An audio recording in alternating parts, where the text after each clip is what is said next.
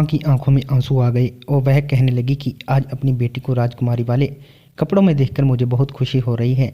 मुझे तो उम्मीद भी नहीं थी कि मेरी बेटी इतने अमीर घर की बहू बनेगी। मैंने माँ से कहा था कि आपको रोने की ज़रूरत नहीं है, मैं आपसे मिलने आता रहा करूँगी। और वैसे भी आप भी तो मालकिन के घर ही काम करती हो ना, हम दोनों एक दूसरे से मिलते रहा करेंगे। इस बात पर मेरी माँ का चेहरा उदास हो गया था और उसके बाद मेरी विदाई हो गई थी।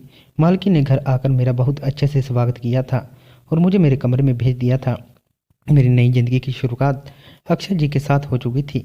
वह मुझे हासिल करके बहुत खुश हुए थे। शादी के लगभग एक हफ्ते तक हम दोनों एक साथ रहे, लेकिन एक हफ्ता पूरे होते ही उन्होंने मुझे अपने साथ कनाडा चलने के लिए कहा था। उन्होंने कहा कि मैं पहले यहाँ तुम्हारी वजह से आता जाता रहा, लेकिन अब मैंने सोच लिया है कि मैं तुम्हें और छोटी मोम को अपने साथ कनाडा लेकर जाऊँगा। यहाँ का बिजनेस तो मैं कभी कभी आकर भी देख लिया करूँगा, लेकिन उधर कनाडा में भी मेरे बिना मेरा बिजनेस लॉस हो जा रहा है, इसलिए मुझे कुछ दिन वहाँ पर रहना होगा और कुछ दिन यहाँ पे चाहता हूँ कि तुम और छोटी माऊ मेरे साथ चलना। मैंने कहा कि जी, मैं आपके साथ चलने के लिए तैयार हूँ, लेकिन जब अक्षय जी ने मालकिन से कनाडा चलने की बात कही तो उन्होंने साफ इनकार कर दिया था कि वह यहाँ से कहीं नहीं जाएगी। अक्षय जी कहने लगे, लेकिन मैं अब आपको यहाँ अकेला नहीं छोड़ सकता। जब पापा थे तब बात कुछ और थी, पापा के बाद अब मेरी जिम्मेदारी है, मैं आपका ख्याल रखना। अक्षय जी की बात सुनकर मालकिन कहने लगी कि ये तुम कैसी बातें कर रहे हो बेटा, मैं यहाँ अकेली कहाँ हूँ, अब घर में बहू आ गई है ना। अक्षय जी की बात सुनकर मालकिन कहने लगी कि ये तुम कैसी बातें कर रहे हो बेटा, मैं यहाँ अकेली कहाँ हूँ, अब घर में बहू आ गई मेरे साथ रहने के लिए, तुम चले जाओ यहाँ से। मैं और पीहू मैं हैं तो एक दूसरे का ख्याल रखने के लिए। अक्षय जी ने कहा कि नहीं, पीहू भी तो मेरे साथ ही जा रही है। उन्होंने कहा कि पीहू का वहाँ क्या काम है, तुम पीहू को यहीं छोड़कर जाओ। उन्होंने कहा कि नहीं, अब मेरे यहाँ कोई दिनों बाद आना होगा, इसलिए मैं आप दोनों को साथ ही लेकर जाना चाहता हूँ। अक्षय जी ने छोटी मोम से भी उनका सामान बांधने के लिए कह दिया था, लेकिन इस सब में एक अजीब बात यह थी कि मेरी शादी को 3 दिन हो चुके थे। अक्षय जी यहाँ से मुझे लेकर जाने वाले थे। माँ काम पर क्यों नहीं आ रही थी? माँ को देखे हुए मुझे कई दिन गुजर गए थे। मैंने सोचा था कि जाने से पहले एक बार मैं अपनी माँ से ज़रूर मिलकर आऊँगी। जब हम लोग अगले ही दिन कनाडा के लिए निकलने वाले थे, मगर जब सुबह सवेरे हम सब लोग सोकर उठे तो देखा कि छोटी मोम की तबीयत बहुत ख़राब हो रही है। वह तो बिस्तर पर बेसुध लेटी हुई थी और ज़ोर ज़ोर से चिल्ला रही थी, कह रही थी कि उनके पेट में बहुत तेज दर्द हो रहा है। अक्षय जी ने डॉक्टर को बुलवाया, डॉक्टर ने उन्हें बेड रेस्ट बताया था। अक्षय जी छोटी मोम की वजह से बहुत परेशान हो गए थे, क्योंकि उनकी कनाडा की फ़्लाइट थी और उन्हें जल्द से जल्द कनाडा पहुंचना था। इधर छोटी मोम की तबीयत खराब होने थे, उन्हें यहाँ भी रुकना पड़ा था। दोपहर तक छोटी मोम की तबीयत कुछ बेहतर हुई तो उन्होंने कहा कि बेटा, तुम कनाडा जाने वाले थे ना, तुम चले जाओ, तुम मेरी और पीहू की फिक्र मत करो। मेरी तबीयत ठीक नहीं है, क्या पता मेरी तबीयत ठीक होने में कितना समय लगे, उधर तुम्हारे काम का बहुत नुकसान हो रहा है। अक्षय जी कहने लगे, मगर मैं आपको छोड़कर ऐसी कंडीशन में नहीं जा सकता। छोटी माँ ने कहा कि मेरा ख्याल रखने वाली मेरी बहू आ गई है, इसे तुम्हें चिंता करने की कोई ज़रूरत नहीं है। तुम यहाँ मेरी बहू को छोड़कर चले जाओ, मैं अपनी बहू की सेवा के मज़े लेना चाहती हूँ। बेटा तुम चले जाओ, हमारी फिक्र मत करो। उन्होंने कहा ठीक है, अच्छा ठीक है, आपकी तबीयत ठीक हो जाएगी तो मैं आप दोनों को कनाडा लेकर ही जाऊँगा, यहाँ पर नहीं छोड़ूंगा।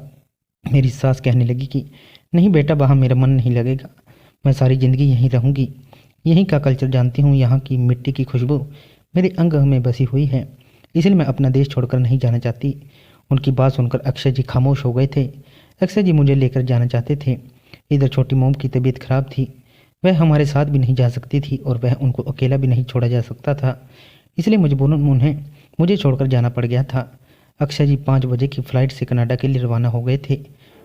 उन्होंने कहा था कि वह अपना काम बेहतर होते ही जल्दी यहाँ वापस आ जाएंगे और फिर अगली बार वह मुझे और छोटी मोम को अपने साथ ही लेकर जाएंगे।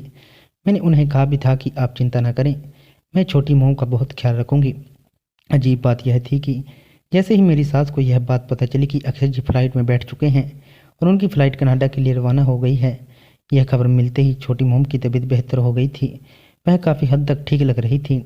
अक्षय जी जब घर में थे तब तो उनसे बिस्तर में उठा भी नहीं जा रहा था, मगर मेरे लिए यह अच्छी बात थी कि वह ठीक हो गई थी।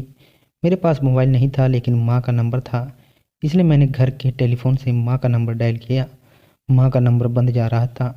मेरा उनसे मिलने का बहुत मन कर रहा था।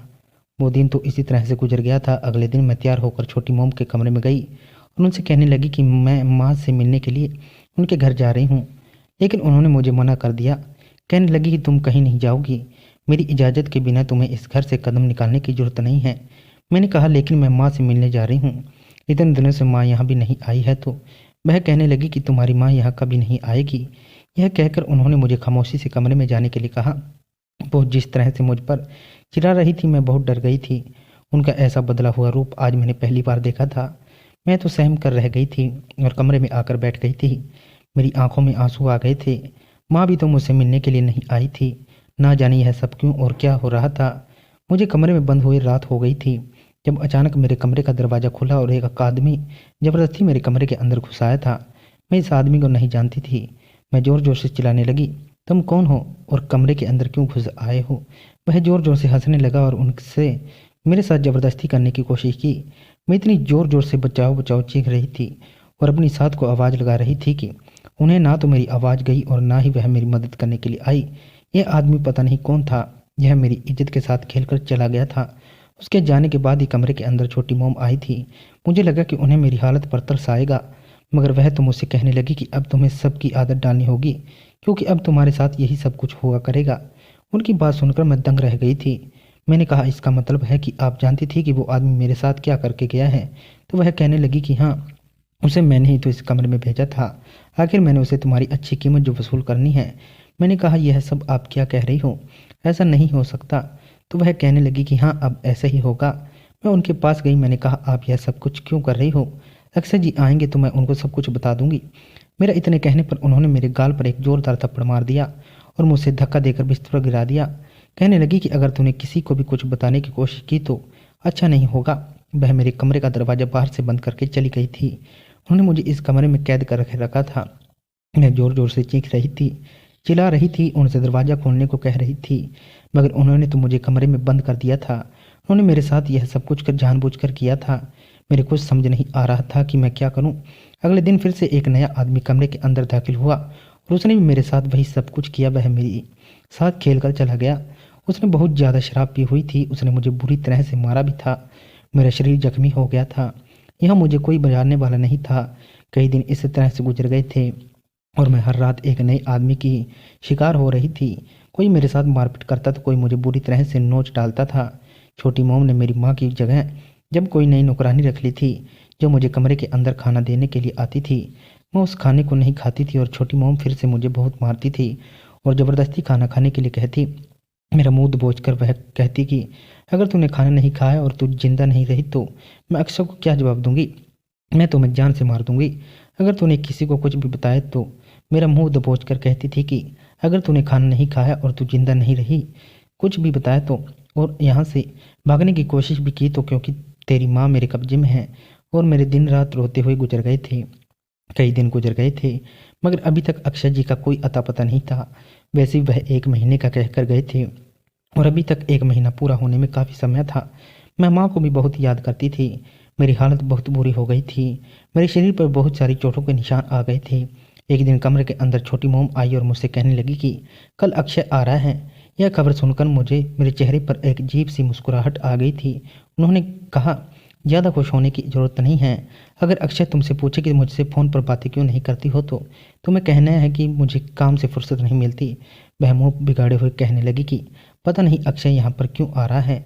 उसने तो 1 महीने का कहा था और अब 15 दिन में ही एक चक्कर लगाने आ रहा है। उन्होंने मुझसे खास तौर पर कहा था कि मैं अपने शरीर को अच्छी तरह से ढक कर रखूँ ताकि मेरे शरीर पर लगी चोटों के निशान उनके सामने न आ जाए। उन्होंने मुझे कहा था कि अगर तुमने मेरा कहना नहीं माना तो तुम्हारे लिए अच्छा नहीं होगा।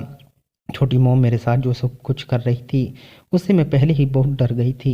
इसलिए मेरे अंदर इतनी हिम्मत नहीं थी कि मैं उनको अपनी बात मानकर अपने आप को और अपनी माँ को और ज़्यादा मुश्किल में डाल देती। वह हद से ज़्यादा चालाक और जालिम औरत थी। यह औरत मेरे जरिए पैसे कमा रही थी और अब चाहती थी कि उनकी सच्चाई किसी के सामने न आए।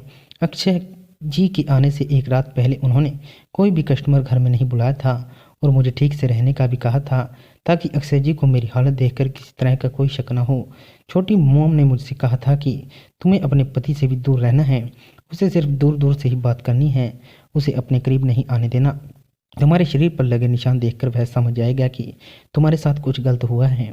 अगले दिन जब अक्षय जी घर आए तो उनको देखकर मेरी आंखों में आंसू आ गए थे। मैं उनको देखकर बहुत रोई थी। उन्हें लगा कि मैं उनको इतने दिनों के बाद देख देख कर रो रही हूँ।